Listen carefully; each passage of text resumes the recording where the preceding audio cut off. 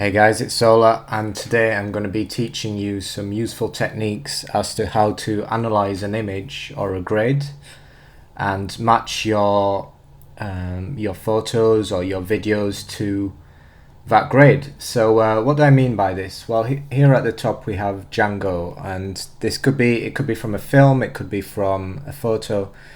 All that's important at this stage is that you think that this picture has an interesting color palette. So take a screenshot of it. If it's a photo, just save the photo, bring it into your canvas. And the way I have this set up right now, if we get rid of all this, as I've just reminded myself as to how I do this. It's an old technique. I remember I learnt it from a tutorial, I can't remember, a few years ago, and I've always found it really useful and really interesting to break down photos and analyze the color information.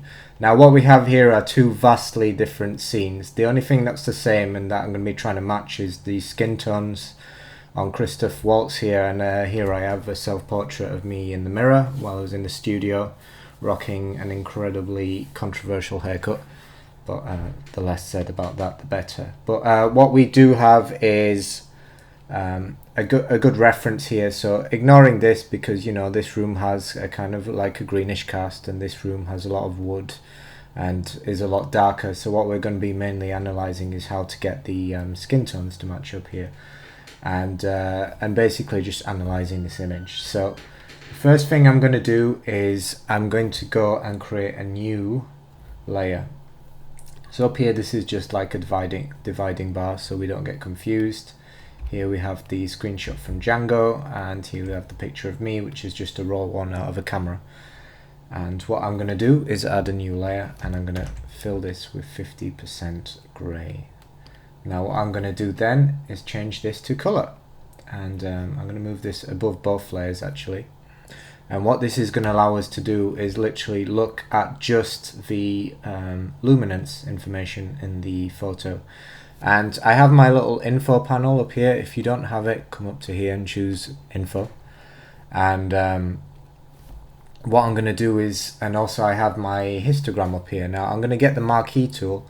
And the Marquee Tool allows us to, as we know, we've used this to make selections and stuff, but if we make a selection, you'll notice the histogram up here will basically try to even out the information in this area and give us a kind of like a good average read of that area. So what I'm going to do is just pull a selection over Christoph Waltz here, and the first thing we're going to find is that the black point is not completely black. If we look here, basically this histogram shows, you can view it in different modes, in RGB. Again, if you don't have it, histogram, bring it up, and here we have RGB, and the source is the entire image, because whatever we put under here we'll analyze. So let's analyze the top here versus the bottom. So here we see we have very little information in the whites, and if we bring it down to myself down here, it's completely different. We have a far broader range of colors here, and again if I bring it back up, we'll see here we don't have any information in the brights here. So the first thing I'm going to try and do is remedy that. So what I'm going to do this by making Control D here to deselect. I'm going to make a curves adjustment, and I'm going to change this to luminosity, because basically this will mean that any changes I make to the curves will be only affecting the luminance and not the color values. So to show you an example of how that would look, if I turn this, let's just create an S-curve like so, we change it to luminance, and you'll see that we're not getting as much burning. We're just literally doing this on the whites, and that's often a problem when you're using curves. You get this, it starts to saturate everything, whereas if you leave it on luminosity, you can keep that color information while still making these adjustments, which is super duper useful. So what I'm going to do is turn my layer back on, and what we're going to try and do is get our histogram to match up. So let's remind ourselves of what that is up here. So very little information, and then if you kind of just like screenshot this in your mind almost, so we can see here the black's almost cutting off, I don't know, around level. So and then there's a tiny little lift there. So what I'm going to do is bring this over me, And of course we have to take into account that it's a lot darker image. I'm wearing a white t-shirt, he's wearing a grey suit, so try and match like the colours as best you can. So first thing I'm going to do is in the output here, I'm just going to lift the blacks. If you keep your eye up here, I'm just going to lift the blacks slightly so that nothing is completely black. And we need to bring the whites like way down, so maybe there, if you remember, that was about right. And I'm gonna deselect and unhide my layer. So already you can see we've brought the kind of things a lot further down. This is still too saturated versus this, but as you can see we've already got like a way better result than what we had before, if I just hide that before and after. So this is a lot more in line. So the next thing we're going to do is change this to lumosity, I believe it is. And this is going to allow us to read the color information. Now, as you can see here, vastly different color casts. What we're going to do is bring a new curves adjustment above our previous one. On this one we can just leave it to normal. And what we're going to try and do is kind of at least match the skin tones in terms of levels. And as you can see here, there's lots more blue in this image. So you can do this by coming into the blue channel, and maybe like if I raise that ever so slightly, we can see we're starting to bring like darks into this kind of similar area. And even if you don't know exactly where to, I'm going to switch to my mouse here because I find my Wacom gets a bit fiddly. Even if you don't know exactly what you're looking for, just remember to move the points around up here a bit, and you'll soon get the kind of feedback that you're after. So I'm going to match a bit there, and we're going to come down to the red channel, and as we can see here, I'm maybe a bit hot compared to he is, so we'll bring that down slightly. And do we want to put a bit of red into the shadow as well? No, not really, probably just a tiny bit. And then go to green, and if we bring green down, we can see we're losing that kind of bluish cast we want, which we don't. So I'm going to leave that up there, and we're going to just probably ever so slightly tweak it down there. So very, very minor adjustments, but let's have a look at what we've done there. And what we've done is moved it more towards kind of the blues, and that's a lot to do with this kind of information and the stuff we have here.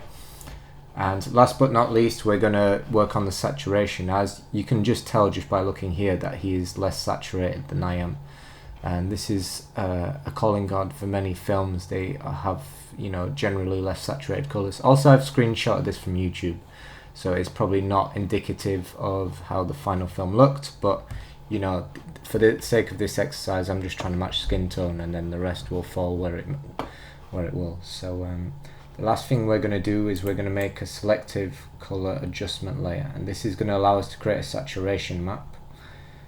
So we're going to go down to selective color, and I'm going to put that above both, and I'm going to double click here to bring it up in the properties. You should have your properties menu somewhere. We're going to leave this on absolute, which is very important. For the blacks, we're going to move this to 100. For the neutrals, also 100. The whites, you guessed it, 100. And then for everything else, magenta, we're going to come down.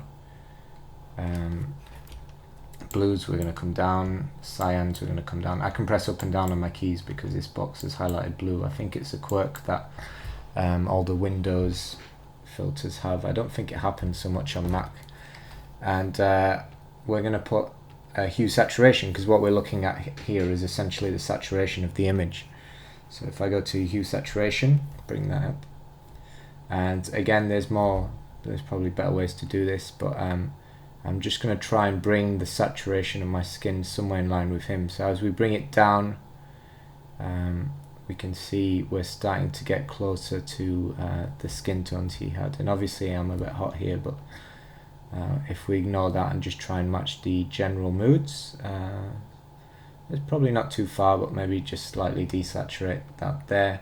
We're going to turn that off, and there we have the final image. I'm going to crop this in just because to make it less confusing, and let's have a look at what we have here. So if I group these, So there we have before, and here we have after, and if you just try and read the skin tones, you'll find that they're actually quite similar. I've maybe gone a bit too far in terms of like crushing the white. He still has a bit of white in there, so I would just go to our luminosity and just raise the whites ever so slightly just to bring those up a bit. But yeah, as you can see here, the saturation is pretty close. If I go to our select tool, and if you just keep an eye on the info up there, the RGB on the average skin is like 215, 163, 134, and if we come up to here, you're going to find that even though the values are different, like the range is pretty much the same. So there you go. We've matched the skin tone just by analyzing. First of all, we analyzed the white and black levels. So we brought the black. So as you can see here, nothing is completely black. So that was the first thing we remedied. The next thing we did was work on the color balance. So as you can see here, before the image was very yellow, and here we just brought. And again, we're just looking at skin tones. So in terms of the skin, we went from being a bit red to bringing that a bit more blue in. And then finally we just brought the saturation down ever so slightly, just because we were a bit like contrasty here compared to here. And like once you have this up, you can tweak it ever so slightly, maybe there or thereabouts. So there you go, we've matched a grade, and using scientific methods, and this is great way for just kind of analyzing photos. So I recommend, if there's like a photo you like the color of or something, just bring it in, start looking at the scopes, start seeing how bright it is up here. This image obviously has very little white, which is why we lost so much of that. If we analyze down here just the white section, you'll see that even the whites don't go into like complete white, and that's typical of something in films where the blacks down here are like almost black but not quite black. Maybe quite dark down there, but again, like I said, we're reading this from a YouTube screenshot. So there it is. I hope you learnt stuff, and I will see you in the next one. One more thing, guys, before I leave. As you guys know, this is the color grade I've just done in the tutorial. I had to go earlier, and let's compare like what I had before. And as you can see, because I've used a very scientific method, the grade is pretty much identical. And so I think that speaks kind of volumes for this technique. So I just wanted to show you that I've done it all from scratch, and yet the result I have here is absolutely like pretty similar. I still think like it's a tiny bit too blue, but again, that's something that you have to train your eye as you go. But I think in terms of matching the skin saturation and tone, we've got it pretty much bang on. So I just thought that was kind of interesting, and yeah, I'll see you in the next one. Thanks for watching.